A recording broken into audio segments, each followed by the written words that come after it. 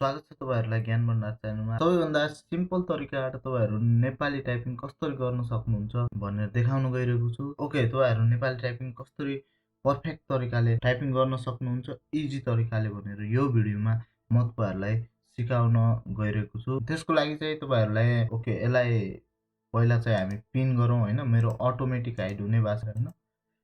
यसलाई चाहिँ हामी पिन राखौँ। त्यसको लागि तपाईहरुको अटोमेटिक हाइड पनि गर्न सक्नुहुन्छ र मैले तपाईहरुलाई देखाउनको लागि मात्रै यो पिन गर्न गइरहेको छु। त्यसको लागि यतापट्टि राइट क्लिक गर्नु होला यहाँनिर माउस राखेर हैन। त्यसपछि टास्कबार सेटिङमा जानु होला हैन।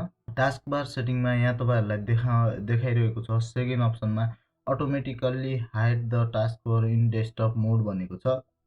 यसलाई तपाईहरु अफ गरिदिनु भयो भने यो तपाईहरुको अटोमेटिक हाइड हुँदैन र यसलाई अन गरिदिनु भयो तपाईहरुले भने तपाईहरुले यता तलपट्टि माउस लगेपछि मात्रै तपाईहरुलाई यो देखाउने गर्छ। अहिलेलाई चाहिँ म यसलाई अफ गरिदिन्छु। ओके, हामी अब नेपाली टाइपिङको लागि के कसरी गर्ने भनेर गइरहेको थियौं। त्यसको लागि चाहिँ तपाईहरु यहाँ मैले चाहिँ अहिले इन्स्टल गरेर राखेको छु हैन। तपाईहरुलाई अनइन्स्टल गरेर फेरि म फुल तरिका बताउने छु कसरी इन्स्टल गर्न सक्नुहुन्छ भनेर। ओके, यहाँ तपाईहरु देख्न सक्नुहुन्छ यो साइडमा यहाँनिर तपाईहरु देख्न सक्नुहुन्छ ENG भन्ने अप्सन आइरहेको छ। यहाँ क्लिक गर्यो भने तपाईहरुलाई इन्स्टल गरेको गुगल इनपुट टुल्स भनेर देखाएको छ। यसलाई मैले इन्स्टल गरेको छु र यसमा तपाईहरु क्लिक गरेर तपाईहरु कसरी टाइपिङ गर्न सक्नुहुन्छ म सिम्पल एक्जाम्पल देखाउने छु। कुनै पनि नोटबुक खोल्नु होला हैन र तपाईहरु यहाँबाट चेन्ज गरिदिनु होला इंग्लिश या नेपाली हैन। नेपाली चेन्ज गर्ने बित्तिकै तपाईहरुलाई नेपालीमा देखाउने छ। म यसलाई फुल विन्डो गरेर देखाउँछु तपाईहरुलाई र तपाईहरु यहाँ टाइप गरिदिनु होला। यहाँ जस्तै म हाम्रो नेपाल टाइप गर्छु। हाम्रो गर्ने बित्तिकै यहाँ तपाईहरुलाई अप्सन देखाइसकेको छ र तलपट्टि थप अप्सनहरु देखाउने छ र पहिलो अप्सन ठीक छ भने तपाईहरुले जस्ट हाम्रो लेखेर स्पेस गरिदिनु होला, नेपाल गरिदिनु होला। नेपाल यसरी तपाईहरुले इंग्लिशमा टाइप गर्नुपर्ने छ र तलपट्टि तपाईहरुलाई नेपालीमा देखाउने छ नेपाल छ। यसरी तपाईहरु टाइप गर्नको लागि कसरी इन्स्टल गर्न सक्नुहुन्छ भनेर सम्पूर्ण कुरा चाहिँ म तपाईहरुलाई यो भिडियोमा देखाउने छु। साथीहरु, तपाईहरु ज्ञान भण्डार च्यानलमा नयाँ हुनुहुन्छ र च्यानललाई सब्स्क्राइब गर्नुभएको छैन भने कृपया च्यानललाई सब्स्क्राइब गरिदिनु होला र यो भिडियोलाई लाइक गरिदिनु होला। ओके, अब हामी सुरु गरौँ। पहिला चाहिँ यसलाई म अनइन्स्टल गर्छु तपाईहरुको अगाडि हैन र तपाईहरुलाई सम्पूर्ण प्रोसेस देखाउने छु कसरी इन्स्टल गर्नुपर्ने छ भनेर। ओके, हामी अनइन्स्टल गरौँ पहिला चाहिँ त्यसलाई। यहाँ रहेको छ गुगल इनपुट टुल, दुईटा रहेको छ। म दुईटैलाई अनइन्स्टल गरिदिन्छु।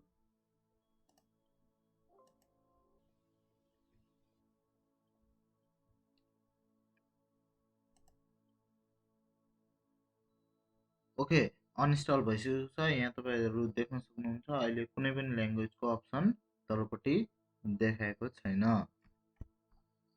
यहाँ कुनै पनि ल्याङ्ग्वेजको अप्सन तपाईहरुलाई देखाएको छैन र अनइन्स्टल भइसकेको छ। अब चाहिँ इन्स्टल गर्नको लागि चाहिँ तपाईहरुले कुनै पनि ब्राउजर खोल्नु होला हैन। ब्राउजर खोलिसकेपछि सर्च गर्नु होला गुगल इनपुट टुल्स भनेर सर्च गर्नु होला।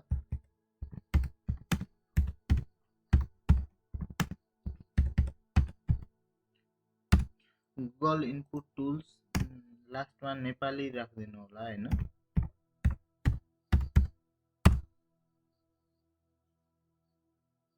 ओके, यो लिंक आउनेछ र यो लिंकमा तपाईहरु जस्ट क्लिक गरिदिनु होला। यो लिंक म तपाईहरुलाई तलपट्टि डिस्क्रिप्सनमा पनि राखिदिने छु, त्यहाँबाट पनि तपाईहरु डाइरेक्ट जान सक्नुहुन्छ। ओके, त्यसपछि यो पेजमा आउनुहुन्छ तपाईहरु। यसरी हेर्दै जानु होला र तलपट्टि यहाँनिर राखेको छ तपाईहरुलाई गुगल इनपुट टुल्स भनेको छ। यसमा तपाईहरु जस्ट क्लिक गरिदिनु होला। फेरि क्लिक गरिसकेपछि यहाँ तपाईहरुलाई download Google input tools Nepali offline installer भनेको छ। यसलाई तपाईहरु जस्ट क्लिक गरिदिनु होला र तपाईहरुको डाउनलोडको लागि सोध्ने छ र तपाईहरु कुनै पनि फोल्डरमा डाउनलोड गरिदिनु होला। ओके, डाउनलोड हुन 1 सेकेन्डमै डाउनलोड भइहाल्छ। अब यसलाई तपाईहरु डाउनलोड भइसकेपछि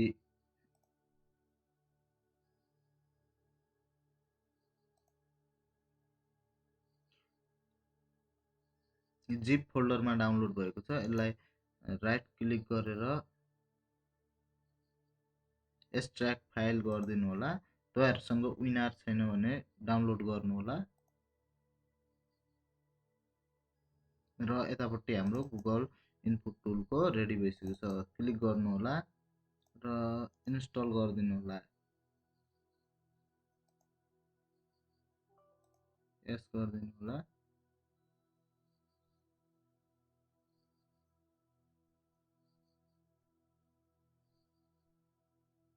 तपाईहरु यस रिबुट नाउमा गर्नु होला। म चाहिँ अहिले no I will reboot later गर्छु, पछि गर्छु, किनभने अहिले मेरो रेकर्डिङमा भएकोले फिनिश गरिदिनु होला। ओके, त्यसैगरी तपाईहरु अर्कोलाई पनि इन्स्टल गरिदिनु होला।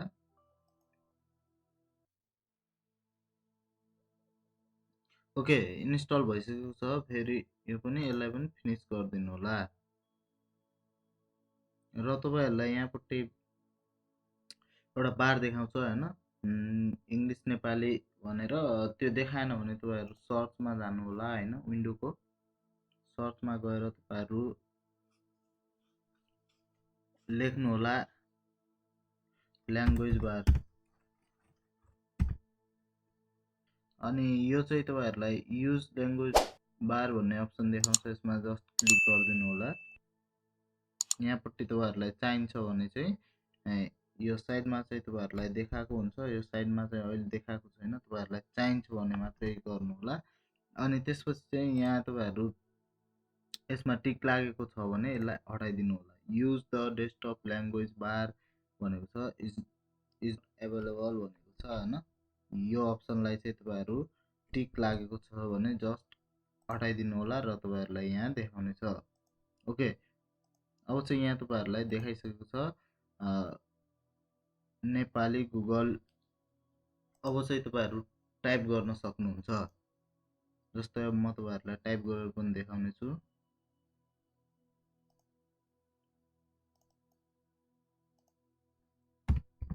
यहाँ तपाईहरु देख्न सक्नुहुन्छ हाम्रो नेपाल भनेर आइसकेको छ। यसरी चाहिँ तपाईहरु टाइप गर्न सक्नुहुन्छ र यसलाई चेन्ज गर तपाईलाई बीचमा सर्ट टाइप गर्दाखेरि इंग्लिश पनि चाहियो भने तपाईहरु विन्डो प्लस स्पेसको बटन थिचाएर तपाईहरु डाइरेक्ट चेन्ज गर्न सक्नुहुन्छ। र तपाईहरुलाई कुनै कुनै वर्डहरु चाहिँ योबाट लेख्न गाह्रो भयो।